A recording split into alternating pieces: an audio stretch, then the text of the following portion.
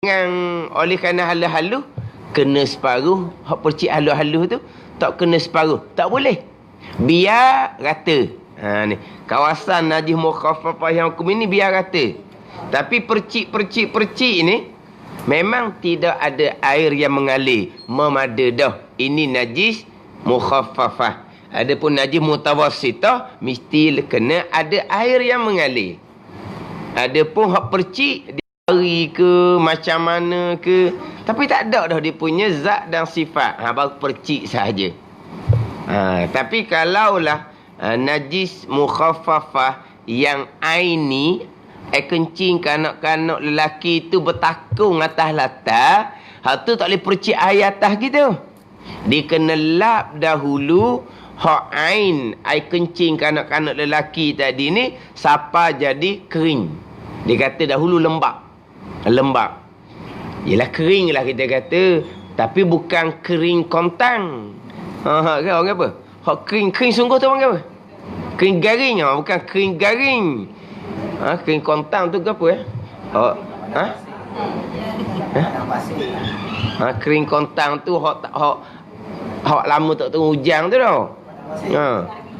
Kering garing, bukan kering garing. Maknanya kita lap kering, tapi di situ lembab. Tapi kering lah kita panggil. Tapi taklah kering kering garing. Kering garing tu betul-betul kering. Maknanya tak ada rasa lembab-lembab dah. Maknanya kalau kita lap gitu, takkan kering garing. Di situ mesti ada lembab basah dia tu. Tapi zat air kencing hak bertakung tu kita lap dah dengan tisu. Tu hak air ni kita pun kecik atas tu. Tiba-tiba air kencing tu lama dah duduk latar. Kering dah kering dah. Tapi kita rencik tak lagi air, belum, maka hukumnya najis. Najis apa? Tak ada apa satu dah. Itu panggil najis mukhaffafah yang hukmi. Najis pada hukum. Kita ingat tempat dia tu. Tapi kita ingat nak pergi cara tu, duk hal lain, mari tengok kering tau. Ni kita kata kok sama ada kering tu lembab atau kering garing, sama je lah. Kering tu lembab, kering garing tu sama. Sebab kita cuma tak boleh ada zat atas tu, tak bolehlah salah faham. Air kencing kanak-kanak lelaki tu lap pun tidak, bertakung kita pergi rencik atas tu. Tu tak jadi gitu. Dan air kencing tadi sudah kena air, hak mukhaffafah tadi dia wajib kena basuh sebagaimana najis mutawassithah. Kalau kita rencik air ke atas zat air kencing kanak-kanak lelaki yang bertakung tu, jadi mana kena lap dulu, kemudian baru kita rincik. Kalau hak aini, kalau hak hukmi, kita tengok kering dah, maka kita hanya rincikkan saja biar rata walaupun tidak mengalir air. Dia kalau rincik ni, kalau kita kata ni macam kita ambil spray tu lah, spray bunga tu, sah tu kan, kalau kita buat daripada jauh tu tak ada mengalir air. Dia nak mengalir air, kita buat dekat. Dekat baru keluar air. Tapi kalau kita buat jauh, dia panggil apa? Berar. Tahu? Ada berar. Dia berar gitu.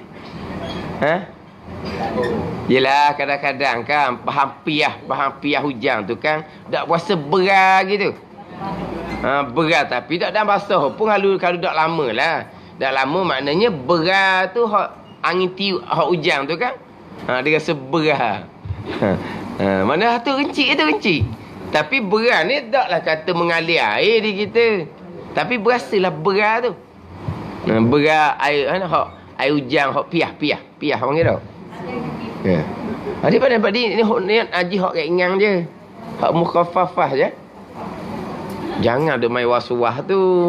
Hak berasa was-was tu sepok tepi lah. Sepok tepi lah. Tapi najis mukhaffafah ni sunat kita basuh macam najis mutawassitah. Sebab setengah mazhab dia sama je kecil kanak-kanak lelaki ni, macam kecil macam kecil lelaki hak tua lah, dia sama je.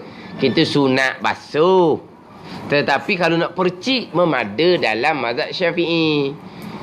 Kalau kita berasa tak sedap, kita buat ikut hukum. Biar ikut hukum. Buat apanya berasa tak sedap ni? Apa dah sedapnya? Hukum sudah kata memada. Sebab kita tu kena tolak. Hak hukum kata okey, hati kata dah okey. Hukum kata tidak okey, hati kita kata okey. Tu nyakit tu. Hukum kata mengumpat tidak okey. Tapi hati kata okey. Selagi tak mengumpat, tak puas hati. Ni dia menyakit lah orang panggil. Jadi duk berlawan hukum syarak sokmo. Hukum syarak kata okey dah. Tak sedap, duk percik gitu, tak sedap. Jangan gitu. Macam cerita istinja hari tu lah. Istinja dengan tisu tu. Syarak kata okey. Kita berasa dah okey. Walaha istinja dengan tisu tu, hak tu hak khususiah. Syariat tu hanya ada hak Nabi kita je. Nabi lain tak ada syariat tu. Nabi lain istinja hanya dengan air sahaja. Hak syariat Nabi kita, air pun boleh, tisu pun boleh. Kita kalau istinja dengan tisu, berok tak basuh, pakai ambil tisu je lap, nak mayang warna, kalau berasa gitu, istinja dengan tisu. Hak mayang di rumah tu lah. Hak pergi sejik, nanti kan pelik bau dia orang ni, apa benda pulak bau pelik hak mayang di rumah sendiri tu. Buang yang besar biasa ni. Jangan hak kecil tu. Hak berterabur tu, hak tu kena wajib dengan air sebab dia sudah merebok. Hak berok biasa tu. Ambil tisu, lap 3 kali. Lepas tu pergi semayang. Tengok tu. Semayang guna apa? Syariat kata okey dah semayang tu. Syariat kata okey dah semayang tu. Tengok apa Cina dah sekarang dah. Super Cina. Cina ke apa Cina? Orang kata super dengan orang baik tak basuh. Dah memang syariat kita sudah memada, boleh buat semayang dah.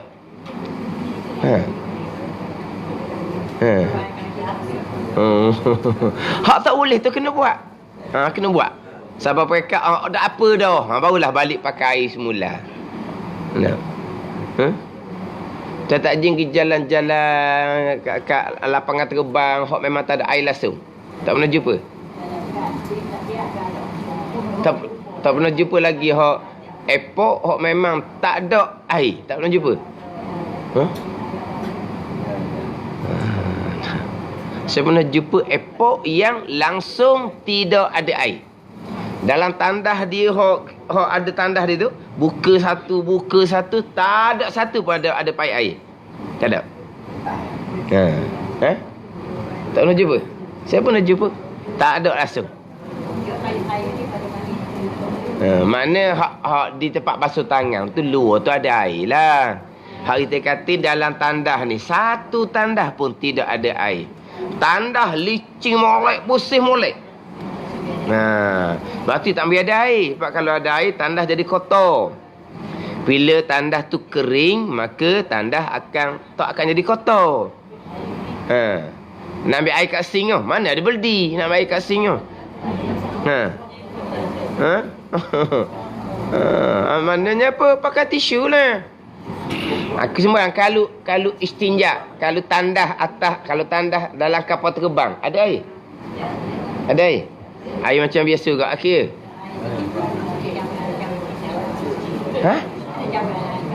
Lepas tu? Allah atur tu betul begitu. Dah sekarang ni cawang tu cawang luar.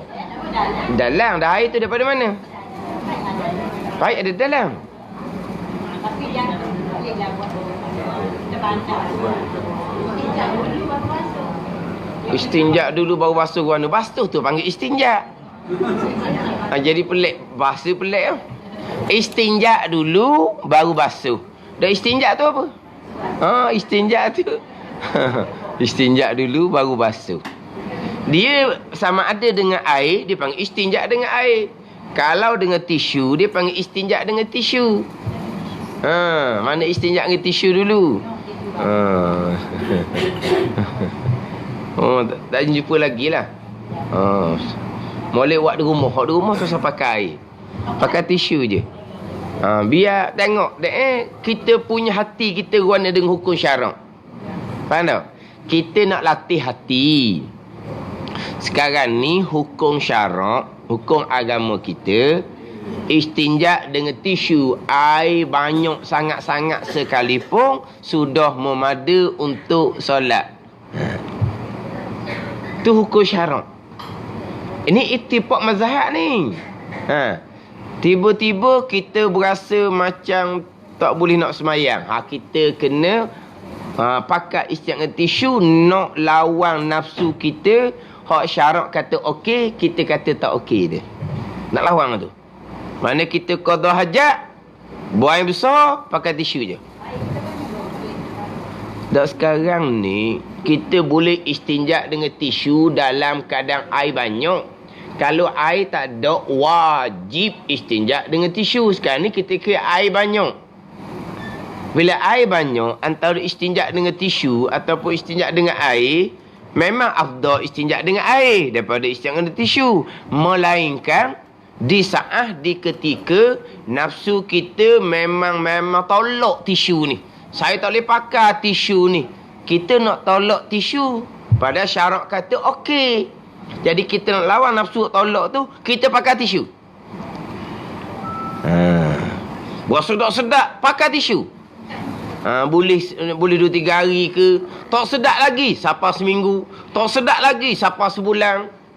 Lawang dengan nafsu. Sebab apa? Sebab syarak kata okey kan. Dan nak semayang kita cerita ni. Memang tidak akan sesuci kita istinja dengan air. Tapi okey dah, boleh buat semayang dah. Lawang nafsu kita tu. Hati kata nak kena lawan, kena mujahadah. Lawan.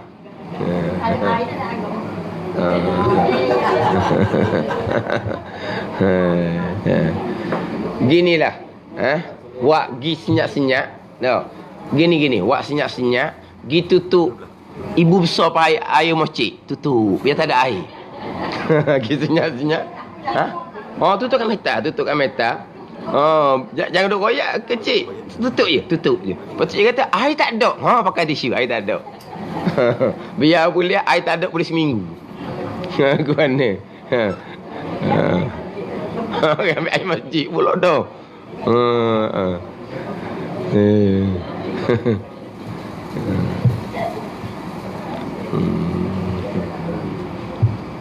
Dia hak istinja dengan tisu ni ramai orang tak tahu sebenarnya. Dia ingat mana tu? Ni makna kita kata kau bab taharah kita dak berapa nak halusi orang panggil dak rata kan tak.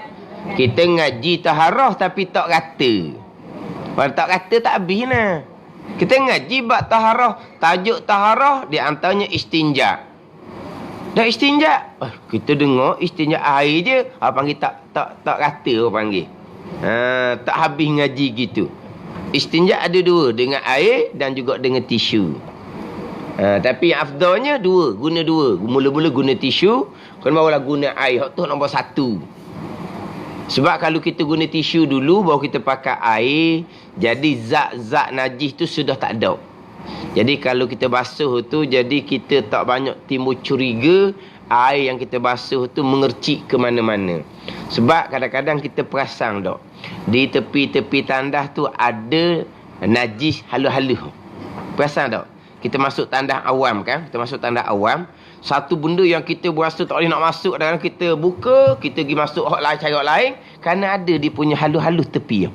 Perasan tak? Kita masuk tengok Allah. Bukan dia mercik-mercik tu. Kuning-kuning tepi tu. Kita akan cari hak lain, tengok hak lain, kita masuk hak lain. Mari mana hak halus-halus? Mari daripada kita istinja dengan air bersekali dengan zat haid. Arti dia mercik tu. Mengercik tu selain daripada mengotori kawasan, dia akan timbul waswas di hati, takut kena betih kita, takut kena pakaian kita. Tapi kalau kita istinja dengan tisu dulu, tak ada dah. Zat tu tak ada dah. Maka bila kita pakai air, mana air yang turun tu air untuk sifat najis je. Sifat tahid je. Tahid tak ada dah. Bagi kita istinja dah dengan tisu. Jadi air yang turun tu kita tak curiga sangat. Kan tak? Kemudian tidak ada akan tinggal di tepi-tepi tu. Ini biasa lah kalau tanah awam. Masuk kau tengok Allah. Dia tu cari hak lain kan. Buka pintu lain pula tengok mana. Tak boleh. Abang apa tu? Hak tu orang panggil sebab dia mulai dengan istinja dengan air terus. Dia tak pakai tisu dulu. Tapi dalam tanah-tanah awam ni jarang nak jumpa tanah awam yang ada tisu. Dia kalau ada air saja.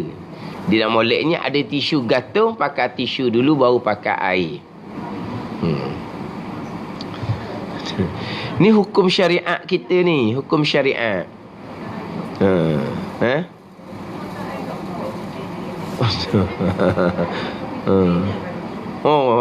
Seorang lagi pula. Cina pakai tisu dia. Cina pun basuh lah ni. Dia gini, kita kan, kita berasa air dia ni tak basuh. Dia berok tak basuh kita kata. Dia pula dengan kita, kita basuh. Lepas kita basuh, lepas basuh, kita terus pakai seluar. Bagi dia hak tu lebih se'er. Hak tu dia pula. Kita berok tak basuh. Kita gitu. Tapi dia lak molek. Tak ada benda dah. Dia lak molek. Bang pun tak ada mana. Sebab dia lak molek ada benda dah kiranya. Kita berasa macam dia ni berok tak basuh. Dia pula kita ni masuk bilik air tandah, kita basuh dengan air. Basah. Lepas tu kita bawa tualah, ada nak lap dulu sebelum kita pakai luar kita. Ada, kita masuk dengan berjeruk basah gitu. Bagi dia hak tu lebih geli. Dia gini je, biasa dengan tak biasa je. Orang panggil kalih dengan tak kalih je. Gitu je. Mana kalau kita pakai tisu sama-sama tak ada apa kan. Tisu sama tak ada masalah. Memang hukum syariat kita boleh semayang dah. Kita besarnya semayang. Kita besarnya.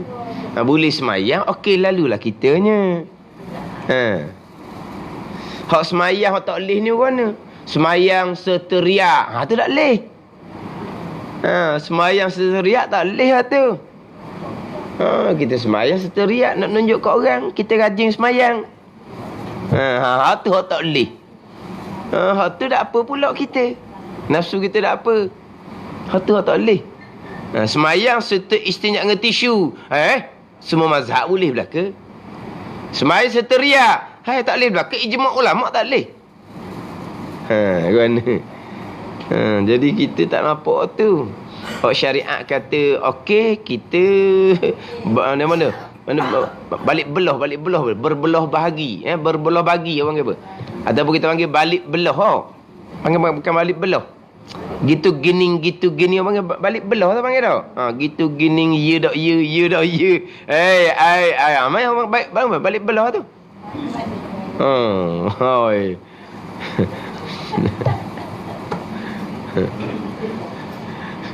Lepas semayang orang mari jumpa lari masuk bilik. Apa? Kita dah basuh ini berok. Tak mau jumpa lari masuk bilik.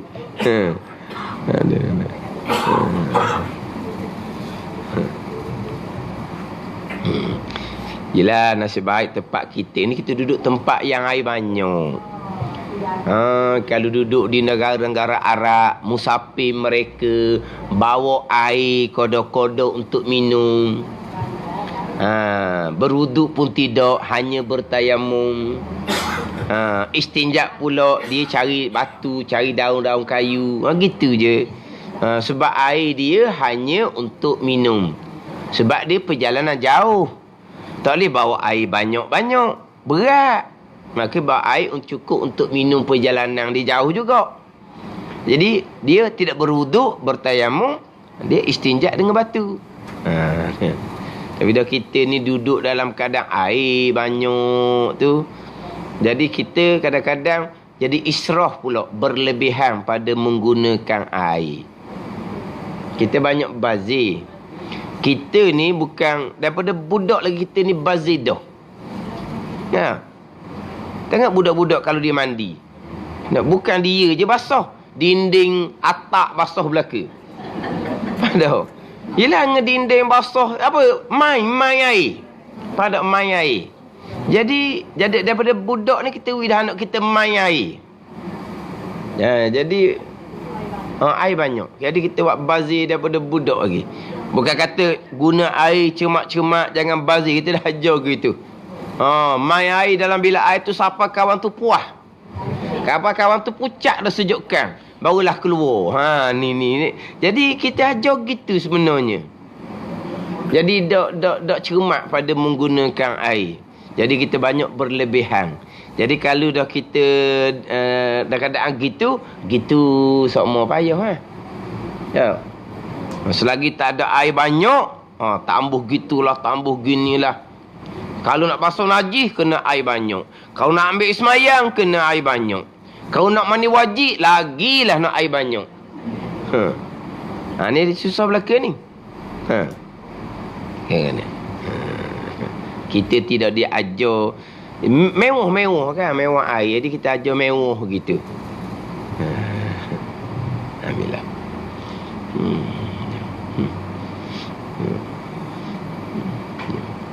Dah kita orang najis mukhaffafah. Tak pernah pun percik dengan air basuh macam najis mutawassitah belaka. Faham tak? Ada anak lelaki kan?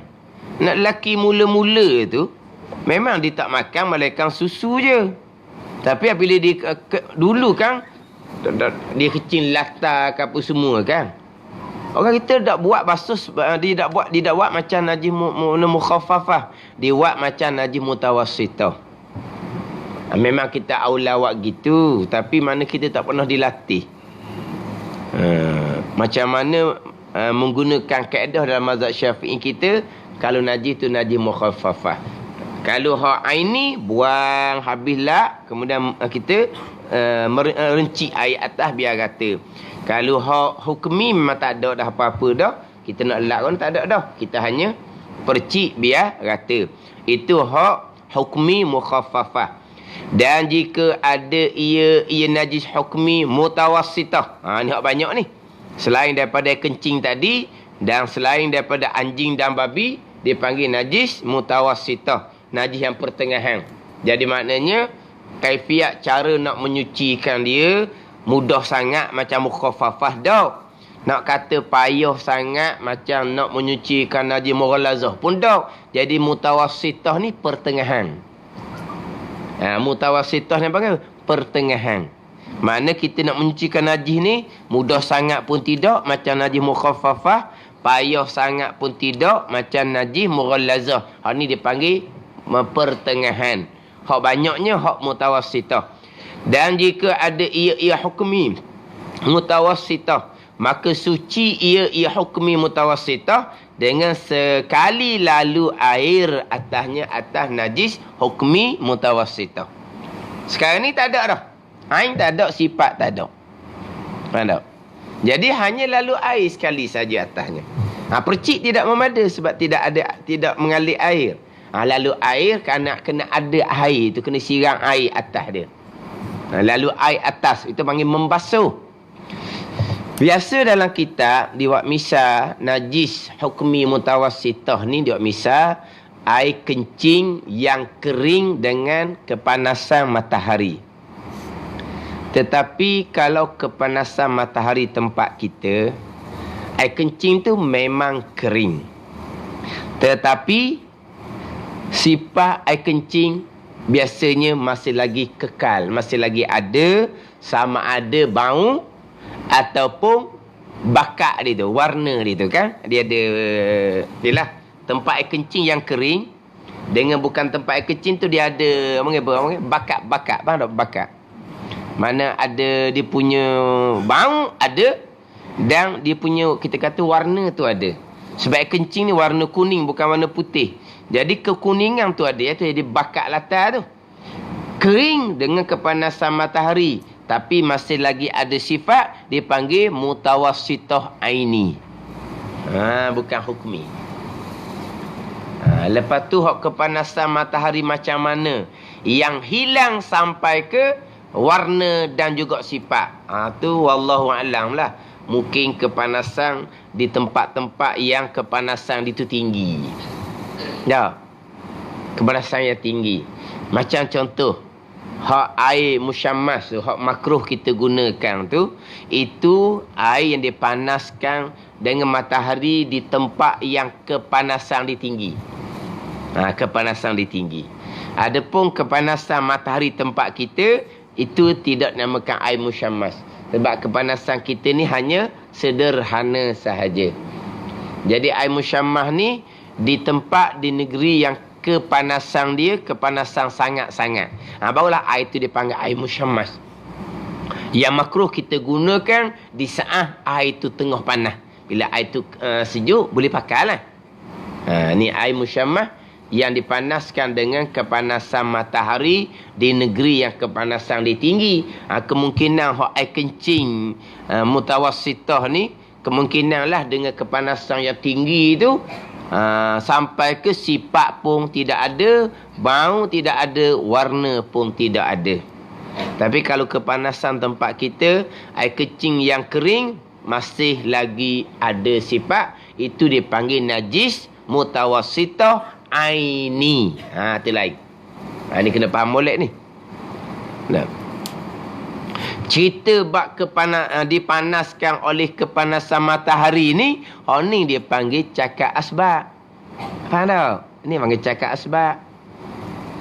Dalam mana? Dalam kitab fiqh ada ayat tu dipanaskan dengan kepanasan matahari di negeri yang kepanasan dia tinggi. Tu kitab fiqh kata tu. Air musyammah ni air yang dipanaskan dengan kepanasan matahari. Najis mutawassithah hukmi ni air kencing yang kering dengan kepanasan matahari. Tengok.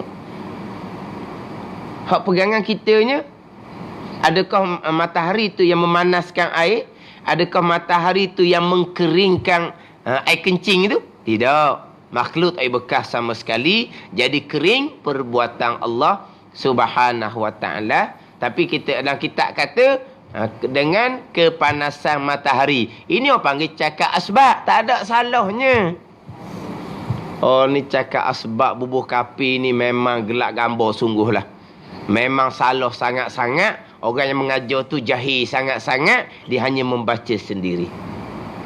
Tapi kita dahulu percakapan asbab dihukumkan kapi di Terengganu kita ni perkara biasa sahaja. Di Terengganu kita ni. Sebab tu saya dah dulu lagi dah saya tekan semua bab percakapan asbab ni. Tekan semua percakapan asbab ni sebab di Terengganu kita ada ajaran yang karut seumpama tu. Orang cakap asbab dia kata tak ada Tuhan mu ni, kafir mu ni. Tak pernah jumpa? Tak pernah jumpa kalau cakap kita telang Panadol suti hilang penipala. Pernah tak jumpa orang mu ni Panadol bekas kafir mu ni?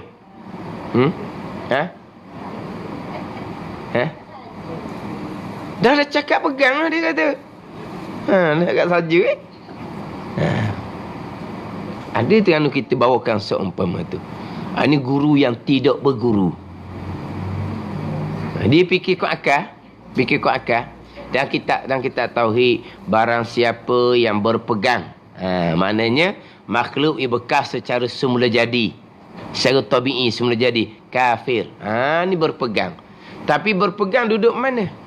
Duduk dalam akidah. Jadi nak tahu pegangan tu, keluar mulut. Keluar mulut, telang Panadol suti, hilang penipala. Hak keluar mulut ni cakap, orang panggil latah ke cakap sukarela. cakap sukarela. Cakap tu mari dia lubuk hati, itu pegangan dia, kafir dia bubuh. Ni huraian guru hak tak berguru ni. Dia pergi kot tu. Macam mana kafir kalau ikut pakar dia. Ni mana karuk sangat-sangat Memang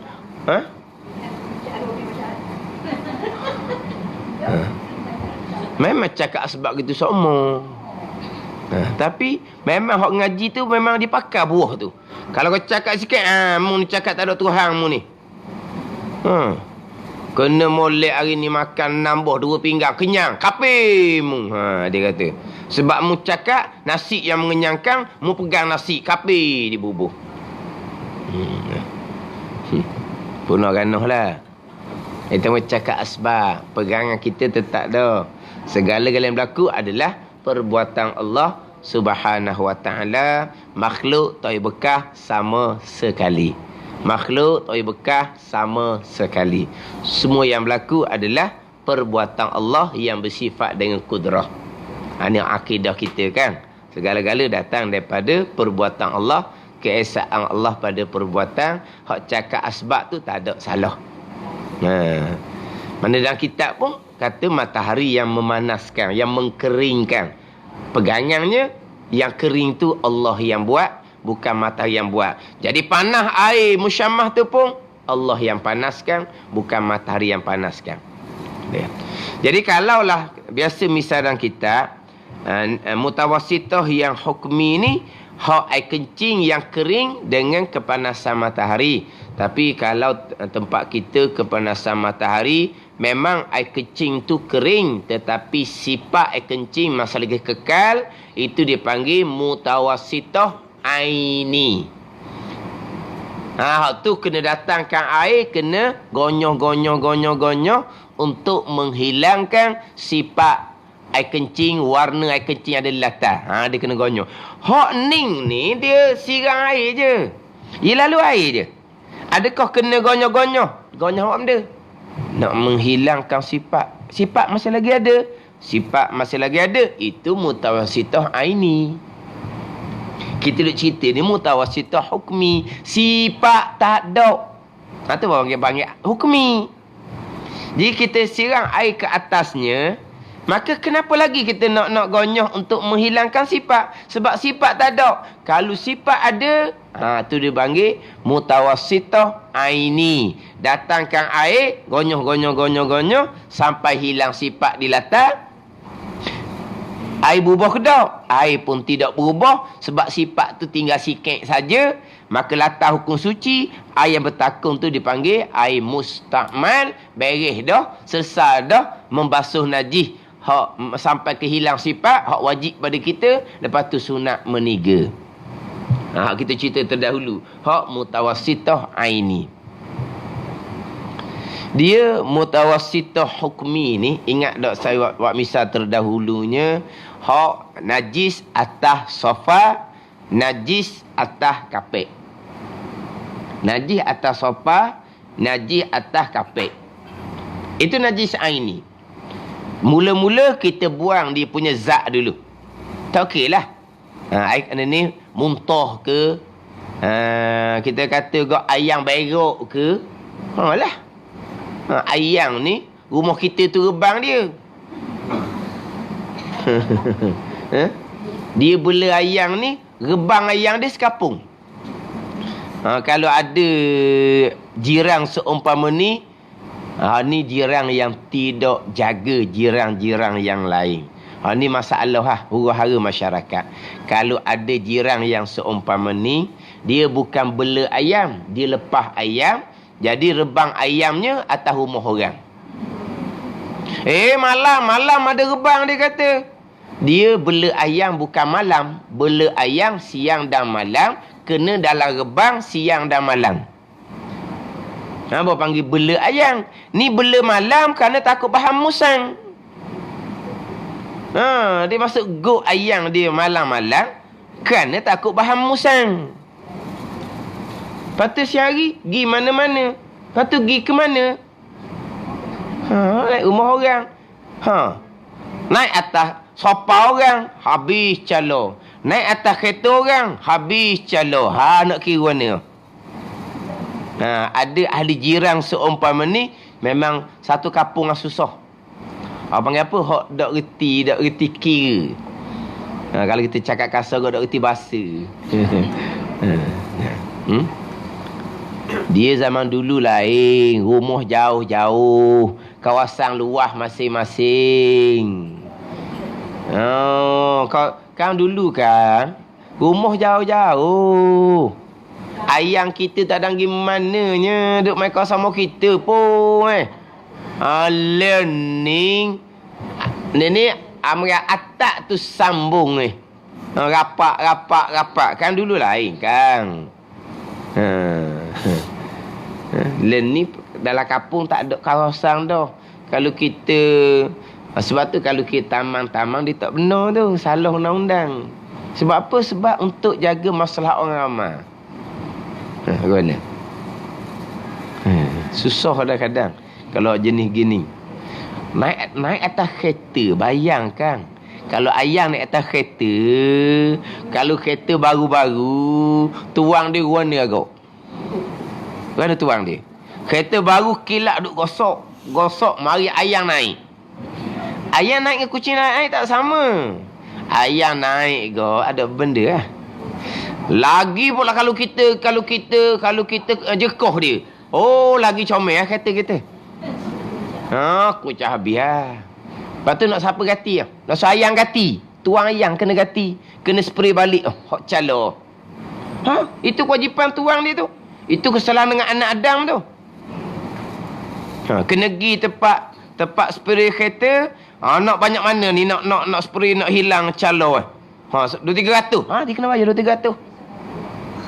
Kalau kena gitu, ayang tak lepas dah lah. Pegang dia agak dia 2-300 mu kena bayar. Ni dak nak rana ayang tak reti. Memang ayang tak reti. Masanya mung tu tak reti. Tuang dia tu tak reti. Mana? Tembok ayang. Ayang tak salah. Lepas tu tembok tuang masuk lokak lah kitanya. Tak macam surat khabar. Hak curi pisang hak mati tu. Dah. Kawan tu mati. Orang hak katok dia pula mati juga. Dah. Ramai gerang ni pisang hilang seumur ni, tunggu mari katok. Katok mati. Lepas tu kita hak katok ni mati juga jadi. Kena hukum gantung. Mana terbakang lah. Ke mana? Ke Bayung. Terbakang lah. Kat mana terbakang?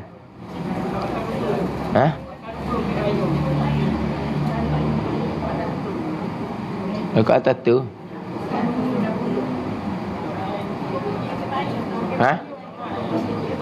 Kau maju ke Bayung?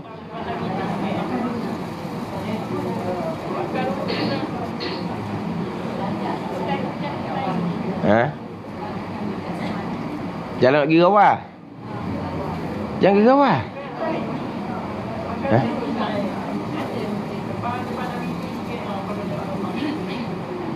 Kena kedok ni. Ni kata-kata.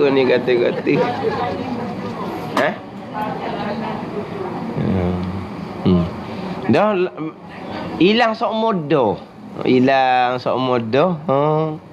Mari tu pok hilang sobor, katok dengan besi ke apa, kena molek. Tak ada lah. Dah siap. Ada benda ada situ lah.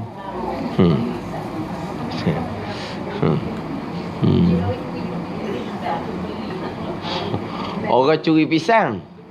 Lepas tu tebang pisang. Allah. Akhirnya sama-sama kissing. Tak sudah ngepek-ngepek ya.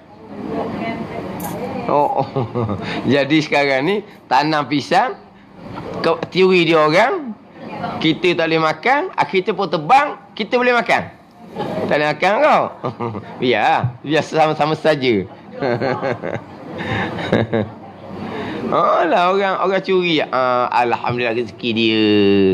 Dah jadi gitu. Dah jadi. Rezeki dia. Nah. Oh, senang-senang pakai tebang. Sama-sama.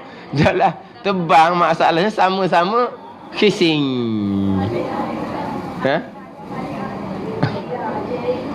Oh dia, so biar. Tak gitu lah molek, biar. Oh, gitu lah molek. Oh,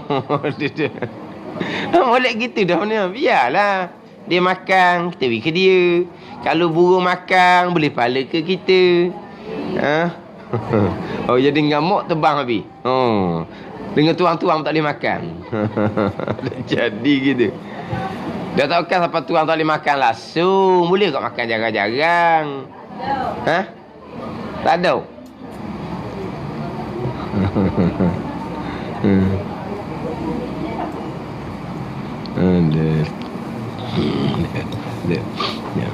Jadi kalau kita katalah ayam tu berok atas kapek kita ke sofa kita ke, oh tu najis. Ini kita buang tahi ayam tu. Nah, mutuh ke samalah. Kita buang, situ ada sifat.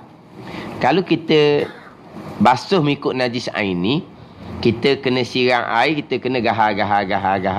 Kalau sofa banyak mana air masuk dalam takung. Kalau kapek hok rumah hok boleh akak di tanah tak apa. Kapek hok boleh akak tanah basuh tak apa. Kalau macam kapek Masjid Surah hok dia mati tu, hok dia gam tu. Kan kapek Masjid Surah kan dia mati dia gam. Nampak warna tu.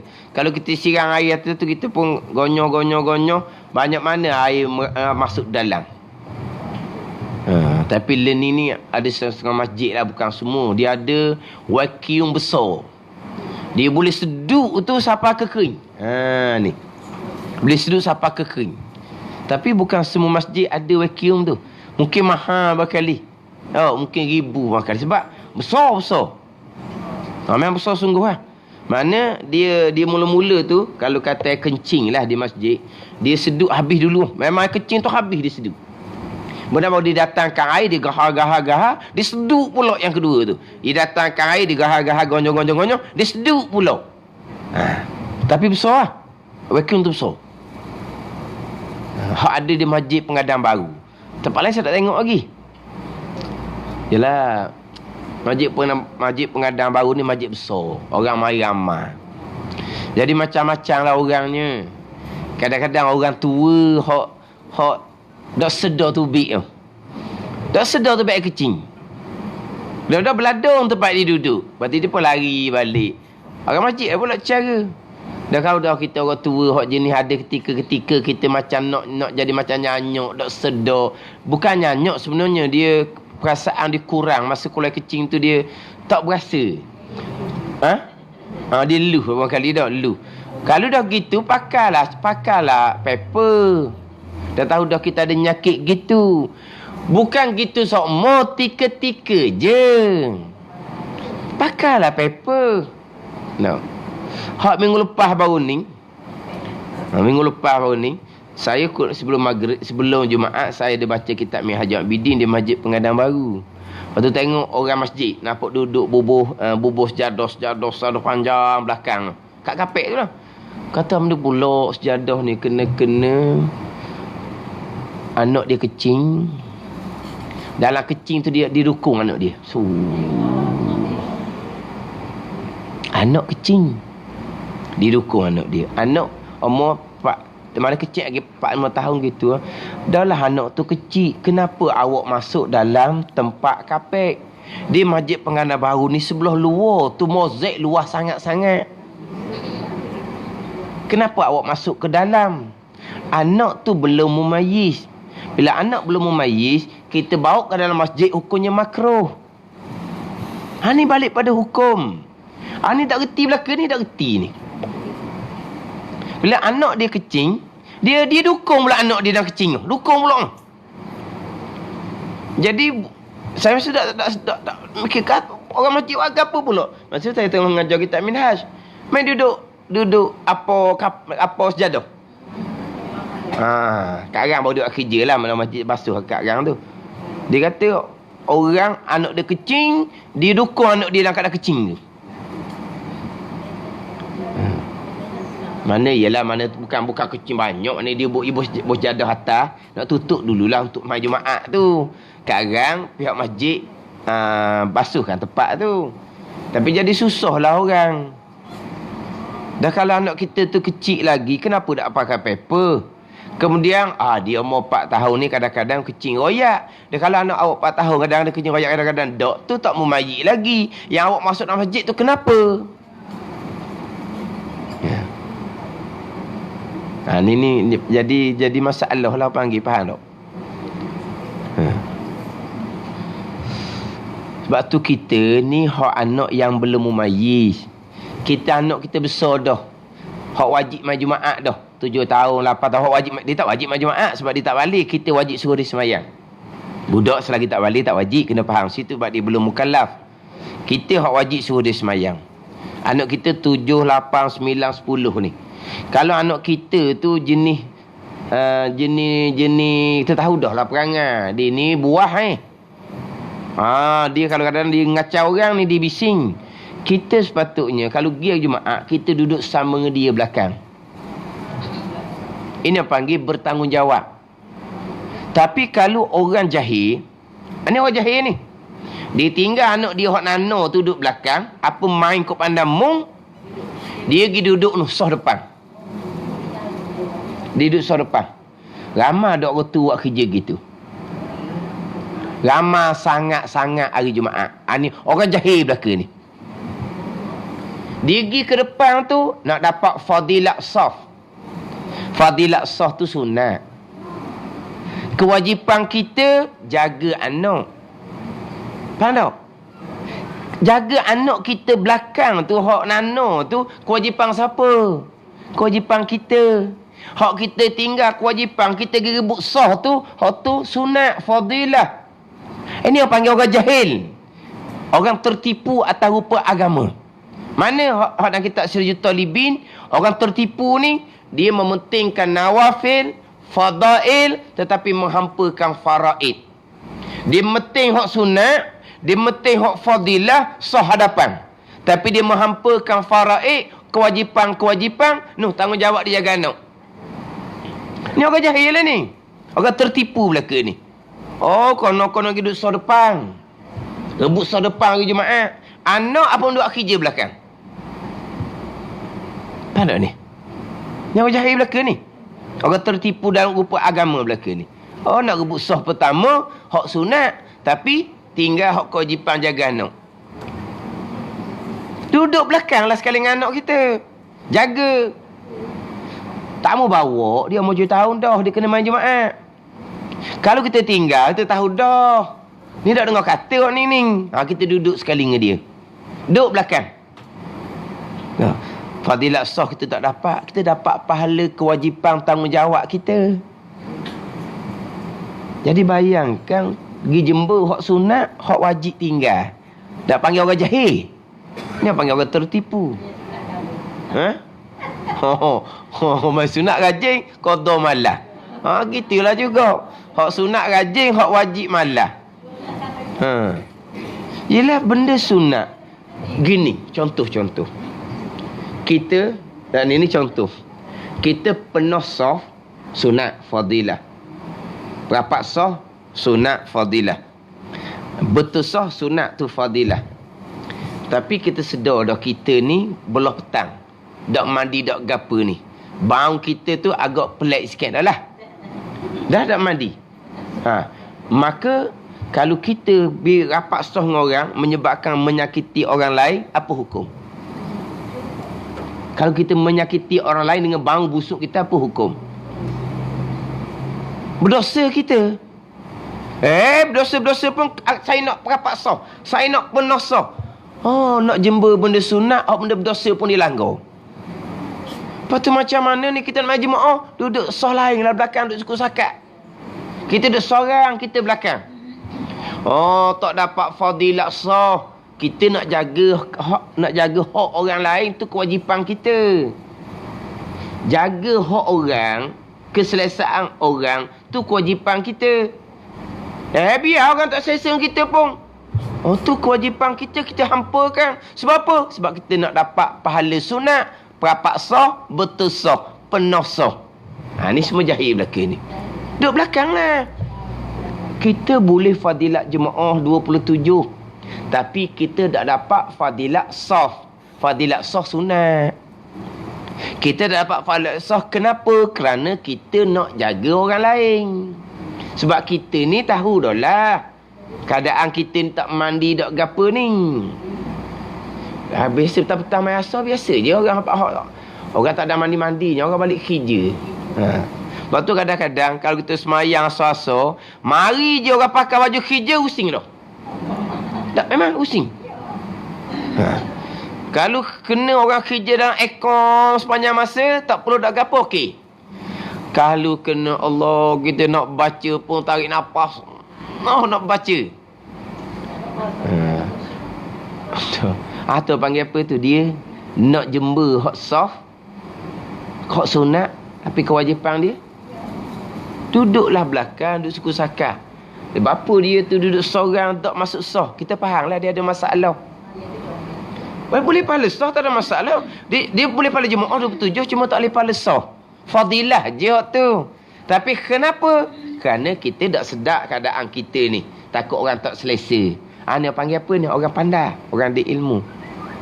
Tak? Jadi kalau tengok duduk belakang tu, orang faham lah. Maknanya dia berjemaah. Tapi dia tak boleh mari dekat. Tak boleh. Mana kita faham lah. Dah nampak dia baju hijau apa semua kan. Yelah kalau semayang asar ni, kalau sempat mandi, orang mandilah. Tapi setengah orang tak sempat nak mandi. Faham tak? Tapi kena jagalah pula hak orang.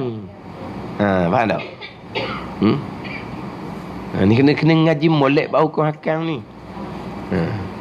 Jadi kalau kita katalah budak kecing atas kapek. Kapek ni kapek hak mati ni, hak gam di masjid ni. Hak tadi atas sofa. Dah. Kita buang dia punya air. Kalau kita nak basuh sebagai najis air ni, kita kena siram air atas. Air akan banyak masuk ke dalam. Ingat tak? Kalau saya cerita dahulunya, kita lap. Kita ambil kain basah, kita lap atas sofa. Lap kain basah, najis Basuh molek kain, basuh. Kita perah balik kain, kita pun lap. Sampai hilang sifat. Tak ada apa satu dah. Sifat. Tapi panggil suci ke tak? Kita belum membasuh. Kita hanya lap. Najis wajib basuh. Lap tidak memadai sebab tidak ada air. Tapi apabila sudah hilang sifat, namanya najis mutawassitah hukmi. Senang. Kita siram air sekali, suci lalu dah. Mana kalau air masuk dalam tu pun, sikit je. Faham tak? Tapi kalau ada macam kata, ada macam vacuum besar tu, tak apalah. Mula-mula, air kecing ada di kapek. Air kecing. Kita pergi seduh lah. Seduh air kecing apa habis. Lepas tu siram air, gonyong. Kita seduh pula. Siram air, gonyong. Kita seduh. Tu tak apa. Kalau ada vacuum besar seumpama tu, boleh lah. Tapi kalau tak ada agak, kita lap air kencing yang ada di latar sampai hilang sifat. Hilang je sifat, dipanggil najis mutawassitah hukmi. Kita datangkan air satu kali, tak payah gonyoh-gonyoh dah, sebab sifat pun habis dah, maka tempat tu hukum suci. Air yang masuk ke dalam tak banyak. Tapi kalau kita basuh najis atas sofa hak aini, basuh najis atas kapek hak aini dengan kaedah najis aini hak siram air sambil-sambil gonyoh tu gak. Orang panggil apa? Paak lah, paak. Faham tak? Paak. Paak lah. Bila nak tu paak habis lagi. Tak. Ni kena pandai lah. Hak tu kalau kita boleh misalnya najis hukmi yang mutawassitah. Kita yang lap najis tu sampai hilang sifat. Tapi kenapa panggil najis pada hukum? Sebab kita belum membasuh. Kita hanya lap sahaja. Maka membasuh najis, sebut kata membasuh, mesti mengalir air, mesti ada air yang lalu atasnya. Air mengalir, air lalu ni bukan semesti kata kena berpindah sempadan, bukan. Janji ada air. Itu je. Itu hak mutawassitah hukmi. Dan jika ada ia hukmi, mughallazah, maka suci ia dengan 7 kali lalu air atasnya, salah satu daripadanya air tanah. Kalau hak mughallazah aini, kita kena hilangkan dia punya ain, kita kena hilangkan dia punya sifat, hilang je sifat, baru bilang kali yang pertama, tambah lagi 6, satunya air tanah. Sekarang ni tak ada apa-apa dah. Kita katalah air kencing anjing tu kena kepanasan matahari sampai ke hilang dengan sifat-sifat. Kalau ataupun air kencing mana ni? Air kencing anjing tu dia ambil tuala basah, dia lap, dia sapu-sapu sampai ke hilang sifat. Tu. Hilang sifat najis air kencing anjing tu. Tu dia panggil mughallazah hukmi. Dia pun lalu air 7 kali. Maka suci salah satu dengan air tanah. Cuma ingat baiklah, kain yang kita lap tadi tu pun dia panggil mughallazah juga, kena basuh dengan 7 kali air juga, dengan air tanah juga sekali. Dah yelah, tak ada masalah. Takut dia tambah. Sebab kadang-kadang nak hilang ke sifat air kecing tu, berapa kali lalu air tu mungkin. Jadi malah dia kata, dia pun ambil kain, dia pun lap di latar mozaik dia anjing kecing tu, siapa tak ada apa-apa dah. Itu dia panggil apa tu? Mughallazah hukmi. Tak ada dah sifat-sifat. Dia pun datangkan air 7 kali. Air tanah sekali. Yang mana ke-7 air tu dia panggil air mustakmal kemudiannya. Mustakmal lah dia panggil. Air mustakmal. Kalau kita buat gitulah, kita lap sampai ke najis mughallazah aini asalnya bertukar kepada najis mughallazah hukmi. Selesai hak berkaitan dengan menyucikan najis. Ini mukhaffafah, mutawassitah, mughallazah hak aini dan juga hak hukmi. Dia nak balik pula kepada bicara benda najis. Tanbihun, bahawasanya najis itu ada kalanya darah dan umpamanya, dan ada kalanya barang yang lain daripada darah. Ada najis ni darah, dan umpama darah ni macam nanah, dana, air kumang, itu semua terhasil dari darah belaka. Jadi hak najis darah ni dia ringan sikit nak banding dengan najis lain. Air kencing, tahi najis, darah najis, tapi darah ni ringan sikit. Kadang-kadang dimaafkan, semayangnya boleh sah semayang sebab dia ringan sikit. Sebab darah ni adalah asal daripada air mani.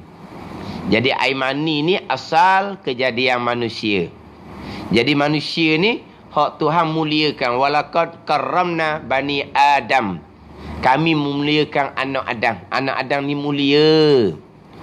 Maka jadi anak Adam daripada air mani. Jadi kalau anak Adam ni mulia, air mani pun suci. Ada mazhab kata air mani najis. Kalau air mani najis, kita mulia kok mana? Jadi mazhab Syafi'i kitanya air mani hukum suci sebab air mani asal kejadian kita. Kemudian air mani ni pula asalnya daripada darah. Jadi kalau air mani asal kejadian manusia dihukumkan suci, darah walaupun hukum najis dia agak ringan sikit, terkadang dimaafkan pada sembahyang contohnya. Nak cerita pula ni.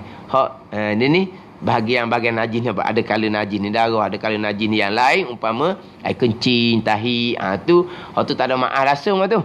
Kalau darah ni kadang-kadang dimaafkan. Tak ada. Kita boleh sebut kata manusia ni daripada air mani. Min daripada tu min lil ibtida' dia panggil. Mula daripada situ, tapi Allah buat bukan menggunakan air mani. Allah buat daripada tak ada kepada ada.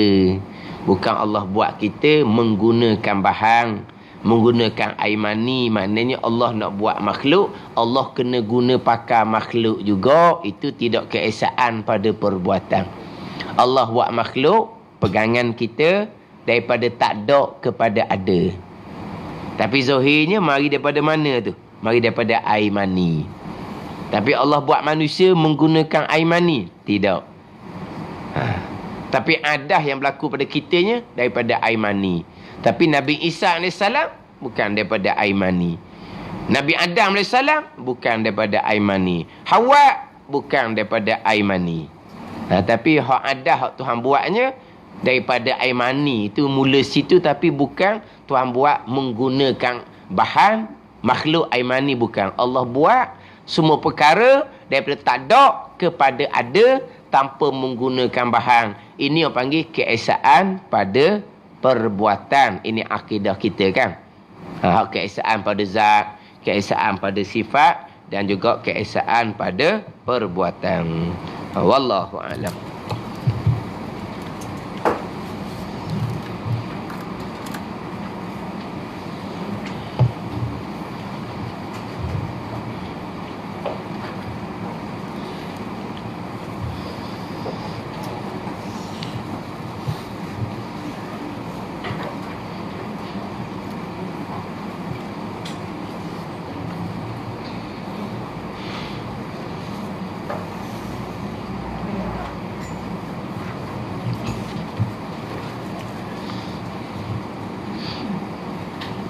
Ini kita 20 sifat hati.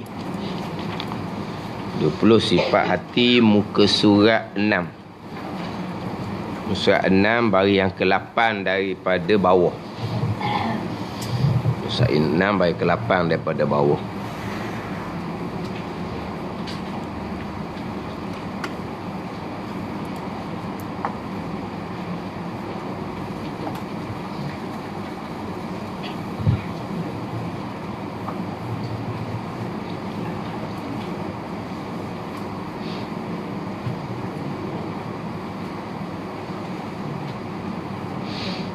Qala al-muallifu rahimahullahu ta'ala wa nafa'ana bi'ulumihi amin. Bagi mengelakkan diri daripada sifat takabur, hendaklah yang pertama mengingatkan bahawa segala kelebihan dan nikmat yang dimilikinya seperti harta, pangkat, ilmu dan sebagainya, semuanya adalah dari kurniaan Allah. Dan nikmatnya nikmat Allah yang wajib disyukuri, bukan untuk dimegahi. Bagi mengelakkan diri daripada sifat takabur, ini sifat mazmumah, sifat yang dicela pada syarak. Takabur ni sifat iblis, kita maklum. Takabur ni dosa besar, kita maklum. Takabur ini kita membesar diri dengan bahawa kita melihat diri kita ni lebih daripada orang yang lain. Ini membesar diri. Lebih kita dari segi ilmu ke, lebih kita dari segi amal ke, lebih kita dari segi harta benda ke daripada orang yang lain. Itu sifat takabur, sifat yang dosa besar. Yang mana orang yang bersifat dengan sifat takabur ni akan dibalas di hari akhirat, tempat yang paling berat sekali. Hak Tuhan kata, fabi'sa maswal mutakabbirin, sejahat-jahat oleh tempat ketetapan sekalian orang besar itu api neraka jahanam. Mana tempat kembali yang paling jahat, yang paling buruk adalah kepada orang-orang yang takabur, orang-orang yang membesarkan diri. Jadi macam mana kita nak mengelakkan diri daripada sifat takabur? Ini tunjuk jalan pula. Sifat takabur ini sifat manusia.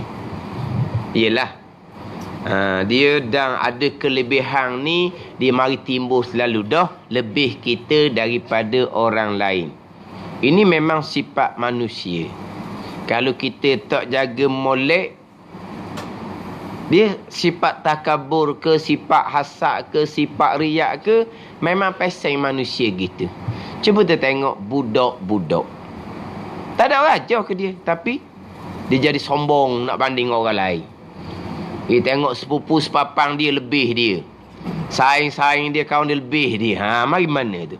Dia belajar mana tu? Itu sifat manusia. Sifat riak, menunjuk-nunjuk. Isilah budak-budak. Bila ada mainan baru, ada benda baru, maka timbul dia nak menunjuk-nunjuk kepada kawan dia. Siapa aja? Ini sifat manusia. Asal-asal dianya, orang duk tupu ke dia. Tiba-tiba boleh adik, orang duk cara dah ke dianya, orang duk kata adik. Kadang-kadang dia pun khianat. Kita kata apa tu? Deki. Dia deki dah tu, deki dah tu. Mari mana tu? Itu sifat manusia. Jadi kalau kita dak ngaji molek, macam mana kita nak mengelakkan daripada sifat ni? Sama juga kalau anak-anak kita pun sama juga. Kalau kita dah ajar ke dia, kalau kita dah ajar ke dia, kalau kita nampak dia ni ada barang baru, barang comel lebih dari orang lain, dia pun sombong dengan orang. Kita kena peringat lalu dah. Ataupun nak menunjuk ke orang, kita peringat lalu dah. Nunjuk kita buat benda, siang kawan tunya pula. Pakat main je lah. Kalau tak ambil orang main, tak usah duduk tunjuk ke orang lah. Kalau dah tunjuk ke orang ni, orang nampak, kena main sama lah. Faham tak? Ni kita kena ajar daripada awal. Ni ilmu fardu ain belaka ni. Dia kalau sifat ni sudah jadi sebati, bersarang molek dah di hati, ni kena mujahadah beradang lah ni. Ni kena mujahadah beradang. Untuk menghilangkan sifat takabur. Ni kadang-kadang kalau latihan guru ni, dia tengok pelajar dia tu nampak meta sombong, dia tugas basuh jambang. Tu nak menghilangkan kesombongan tu lah. Lepas tu kalau kita berasa macam sombong je, kita masuk tandas mana masjid nampak tak apa bersih. Kita pergi senyap, kita pergi basuh. Kita pergi basuh tak masalah. Kita pergi basuh tandas, tak ada jadi hina kita. Tak jadi hina. Tapi kita buat pergi basuh tandas tu, nak menghilangkan kesombongan kita. Itu latihan kita. Faham tak? Kira mana? Tapi kalau kesombongan ni sifat kita pula mak ayah, kita pula tunjuk sifat sombong kepada anak-anak kita, itu siap. Kita ajar pula. Mu jangan buat komand daripada orang. Mu ingat molek itu mu anak siapa tu? Jangan buat komand mu anak siapa tu. Ayah mu siapa, mak mu siapa, tok nenek mu siapa tu. Hak kawan-kawan mu tu orang kampung biasa tu. Mu ni orang lebih, mu jangan buat komand gitu. Kita ajar pula sedang molek. Sedang molek. Dah kita keturunan mana? Orang kaya raya, tu orang kampung. Faham tak? Kita pula tunjuk contoh, kita ajar pula sifat takabur, atau habis cerita. Faham tak? Dia orang yang sifat sombong ni, dia nak timbul kasih ke orang tak ada. Ni orang sifat sombong. Dia tak boleh nak timbul kasih ke orang. Dia nak menghilangkan perasaan marah pun payah kalau dia orang sombong ni. Nak menghilang ni, nak datangkan sifat kasih kepada orang tak timbul, payah. Nak supaya jadi rendah diri, payah. Nak supaya hilang sifat marah, payah. Kita orang lebih. Demo orang mana ni mari buat bebek kurang ni? Ngamuk lalu kita, melenting lalulah kita sebab kita siapa? Dia siapa? Faham tak? Jadi kita nak meninggalkan sifat marah, payah. Kalau kita mengkali sifat sombong. Tengok. Kerana tu. Ada juga. Ada juga. Bukan kata orang beken tu sombong belaka. Bukan. Hak jenis beken. Mungkin keturunan beken ke pun. Nak kata ke mana lah. Tak sepertinya beken tu sombong. Tak kena bekennya sombong. Kalau kita bersifat dengan sombong, nak menghilangkan sifat deki payah. Ayah. Dan kita akan lebih. Tiba-tiba Orang hak komang tu boleh nikmat lebih banyak dari kita. Ada apa hati kita? Dan kita orang lebih kan? Tiba-tiba Tuhan beri nikmat kepada orang yang kita pandang rendah tu lebih banyak dari kita. Macam mana kita nak hilangkan sifat dengki kalau kita bersifat dengan sifat sombong? Kan? Tapi kalau kita rendah hati, kita tak ada sifat sombong. Kalau dia boleh nikmat lebih pun, itu bahagian dia. Tapi kalau kita orang lebih, anggapan kita, tiba-tiba orang hak rendah bagi pada anggapan kita tu, boleh nikmat lebih. Kita orang tinggi ni, orang bergaya. Dia tu orang biasa je, tiba-tiba boleh jodoh yang baik-baik. Kita orang lebih-lebih ni, jodoh kita nampak hak komang-komang. Ni nak timbul deki. Sebab apa? Sebab mari daripada ni sifat sombong. Bila kita bersifat dengan sifat sombong, kita tak kuasa nak berlembah lembut pada masa beri nasihat. Kalau orang sombong, dia tak pandai. Dia tak pandai nak berlembah lembut ketika memberi nasihat. Dia kalau cakap mesti kena kasar, sebab dia orang sombong. Tapi kalau orang nak cakap dengan dia, cakap molek, mu siapa aku siapa. Faham tak? Jadi di antara sifat sombong, tegar dengan kasar. Tapi kalau dia tegar, dia melenting. Tu alamat orang sombong. Tadi cakap molek-molek. Jadi dia orang boh, orang lebih. Dia kena cakap kasar-kasar. Kena cakap kadang-kadang bentuk menghina orang. Tapi kalau demo nak cakap dengan kita, demo orang bawah, kena cakap molek. Cakap molek pun nak dengar orang. Faham tak? Ini mari daripada sifat takabur belaka. Sekarang ni macam mana nak mengelak sifat takabur? Didatangkan 3 di sini. Yang pertama, mengingatkan bahawa, ingat di hati kita ni, bahawa segala kelebihan dan nikmat yang dimilikinya. Mana contoh kelebihan nikmat? Kelebihan dan nikmat ni contoh seperti harta. Harta banyak. Dan pangkatnya tinggi. Dan ilmunya banyak. Dan sebagainya tu semuanya adalah dari kurniaan Allah Subhanahu wa ta'ala. Mari mana? Harta banyak mari mana? Rezeki daripada Allah. Boleh pangkat tinggi mari mana? Mari daripada Allah Ta'ala. Itu ujian besar pula. Tanggungjawab jadi besar. Bila pangkat jadi besar. Bila tanggungjawab tu besar, panjanglah persoalan pada hari akhirat. Bukan pangkat besar ni nak berbangga. Pangkat besar ni tanggungjawab besar. Tapi kalaulah pangkat besar, tanggungjawab besar, boleh gunakan tanggungjawab dengan jalan sebenar, manfaatnya besar. Tapi kalau sebaliknya, beratlah persoalan di hari akhirat. Ilmu, kita kata ilmu banyak mari mana? Semua tu datang daripada Allah Subhanahu wa ta'ala. Itu semua kurniaan daripada Allah Subhanahu wa ta'ala.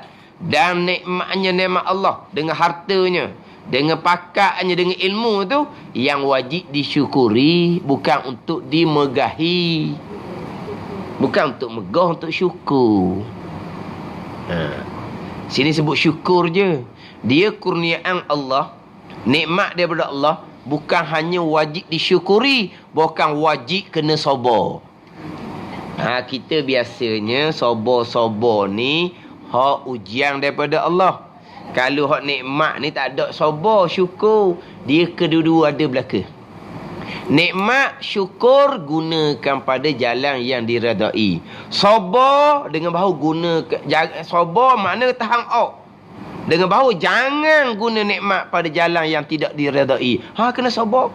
Bukan nikmat ni ujian lebih besar daripada hak susah tu. Hak susah tu ujian.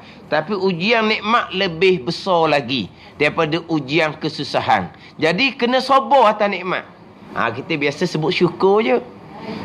Kemudian kesusahan tu pula bukan sabar, bukan kena syukur. Sebab apa kesusahan kena syukur kata? Sabar kena tahan kesusahan ni daripada Allah. Kalau sakit daripada Allah. Dah syukur kok mana? Ujian daripada Allah ni dengan susah, dengan sakit ni, Tuhan nak kifaratkan dosa kita. Tuhan nak angkatkan darajat kita. Kita wajib bersyukur. Tapi kita biasa tak nampak tu.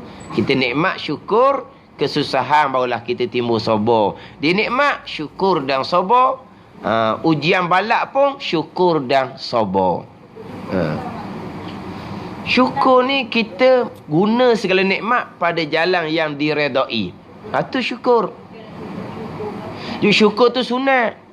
Kata Alhamdulillah tu sunat. Kalau Alhamdulillah, Alhamdulillah, tapi guna nikmat pada jalan yang tidak diredai, itu kufur nikmat orang panggil. Mulut Alhamdulillah, Alhamdulillah, tapi kita guna nikmat pada jalan yang diredai, dah, itu kufur nikmat.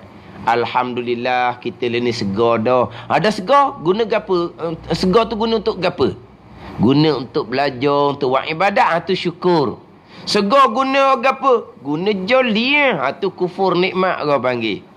Lama dah hari tu sakit ni, segar dah ni. Nak pergi lepas angin semula, nak pergi joli misalnya.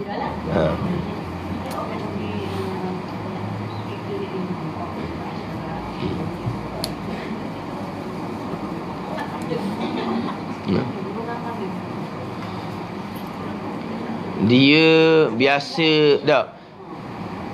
Boleh ilmu jadi kedekut. Kita biasanya kedekut ni benda hok nampak hilang. Macam duit kat orang, nampak hilang. Tu timbul mudah kedekut tu. Ilmu beri kat orang, hilang ke ilmu kita. Sayang pula. Kalau kita sayang ilmu, dah begini. Kalau kita sayang ke ilmu tu, beri kat orang. Sayang kita ilmu ni, benda mahal ni, benda molek ni, takkan kita nak tahu seorang.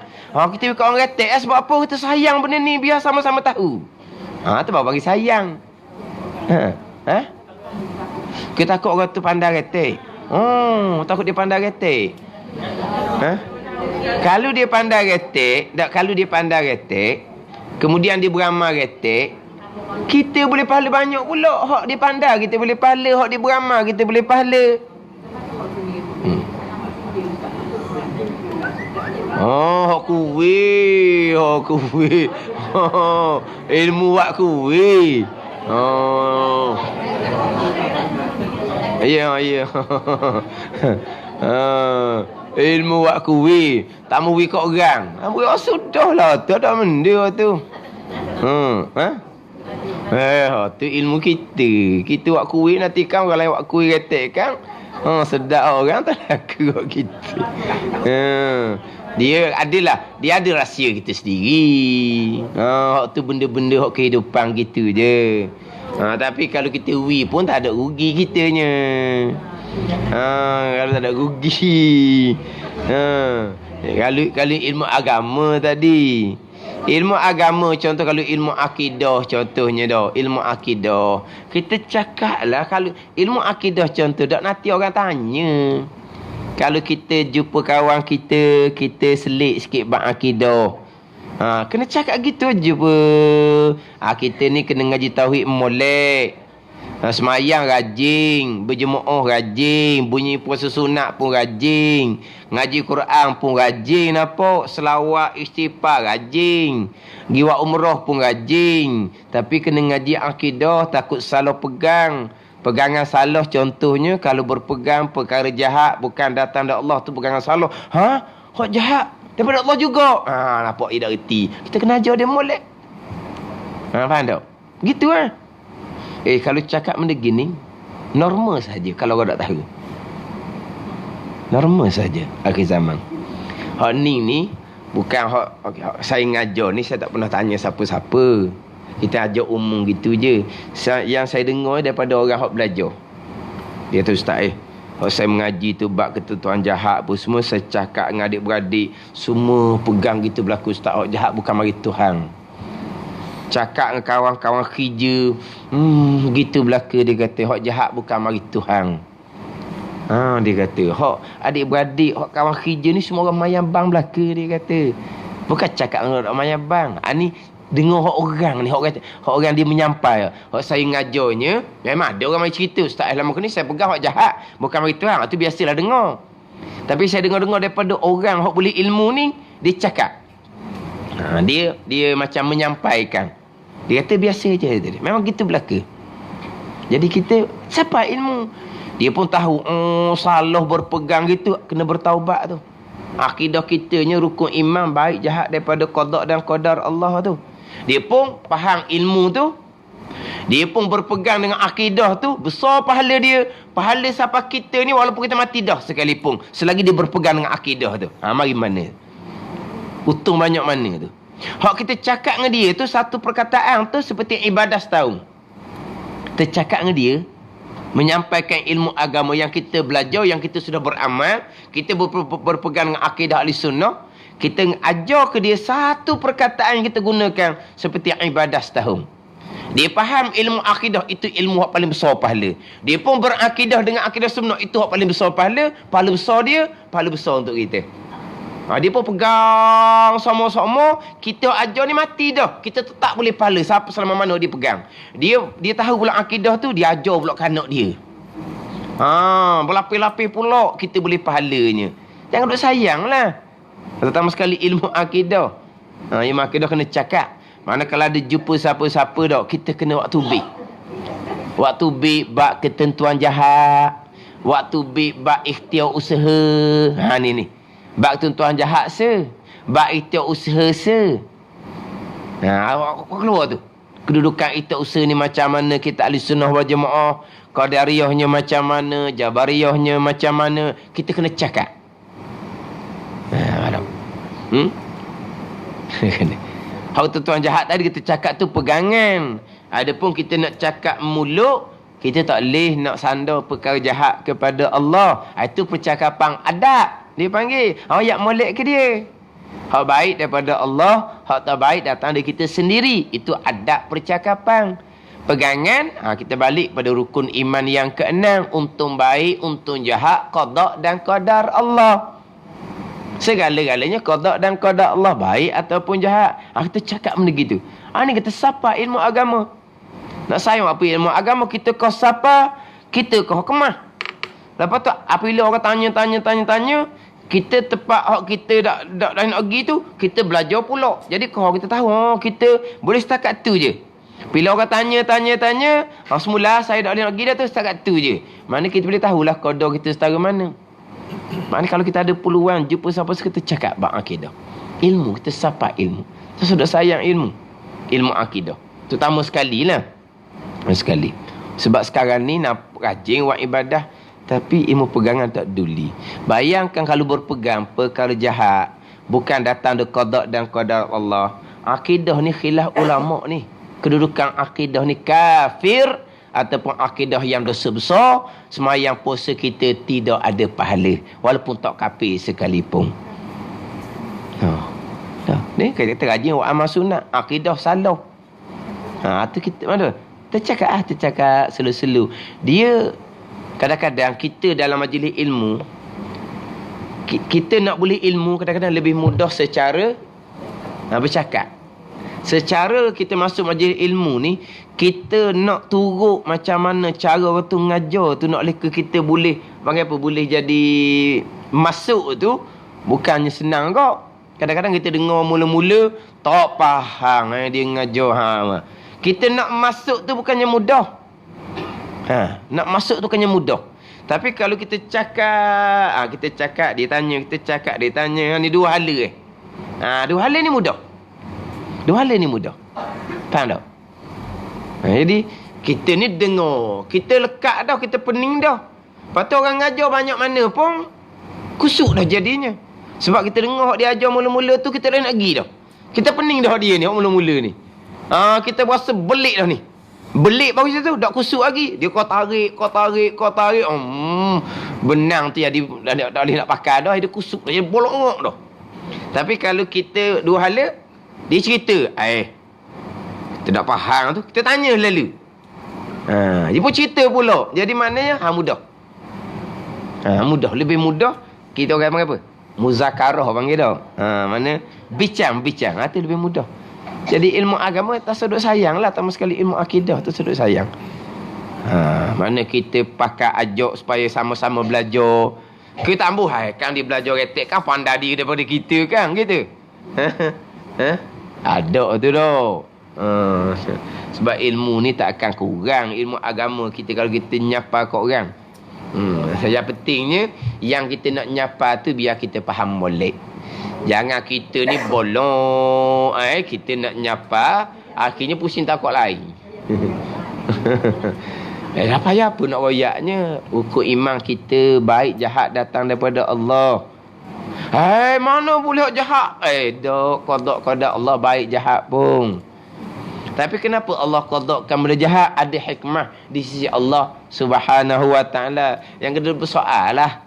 Kenapa Allah qadakkan perkara jahat? Soal lah. Itu ujian kepada kita. Gitu je lah. Atas Allah Ta'ala bahagian masing-masing. Tuhan nak qadakkan baik, dapat balasan baik. Tuhan nak qadakkan buruk kepada seseorang, dapat balasan buruk. Sebab apa? Sebab kita semua ni milik Allah. Milik mutlak Allah Ta'ala. Bila milik mutlak Allah Ta'ala, ikut Allah lah nak pergi pusing ikut mana pun. Gitu je. Kita ni milik mutlak Allah Subhanahu wa Ta'ala. Dan milik mutlak pulah kat mana pun sebab ke Tuhan lah. Bukan urusan kita nak mikir hak kerjaan pemilik mutlak. Kita ni bukan milik mutlak, milik sementara. Ni nak buat boleh ni. Tengok Tuhan wi ke dak. Sebab mari Tuhan juga. Hak ni Tuhan wi ke dak Sebab bukan milik mutlak. Kita tak boleh nak pusing ikut suka kita. Kena tengok pemilik asal, milik yang sebenar-benar Allah Ta'ala. Beri guna kok mana. Tapi kalau Allah ni pemilik mutlak, pada dia nak kata kat mana pun. Nak ubuh kat mana pun. Hak dia belaka nak jadi baik, bersyurga, nak jadi jahat, neraka. Pemilik mutlak Allah Ta'ala. Kita boleh jadi baik, alhamdulillah, sebesar-besar nikmat daripada Allah Subhanahu wa Ta'ala yang wajib kita syukuri, bukan untuk dimegahi. Ilmu ada ilmu, alhamdulillah.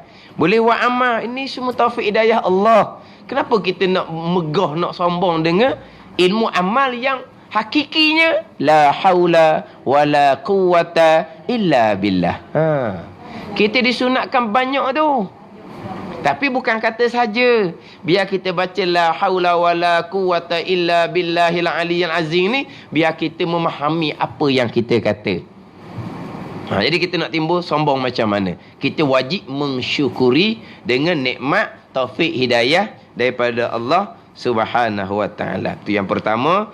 Kedua, jangan menolak kebenaran kerana sesuatu yang benar itu daripada Allah Subhanahu wa Ta'ala.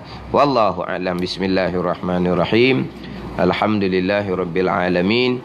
Wassalatu wassalamu ala sayyidil mursalin wa ala alihi wa sahbihi ajma'in.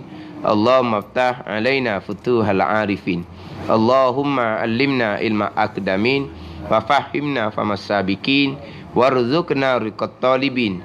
Allahumma zidna ilman wa alhiqna bis salihin. Wa sallallahu ala sayyidina Muhammadin wa ala alihi wa sahbihi wa sallam. Walhamdulillahirabbil alamin.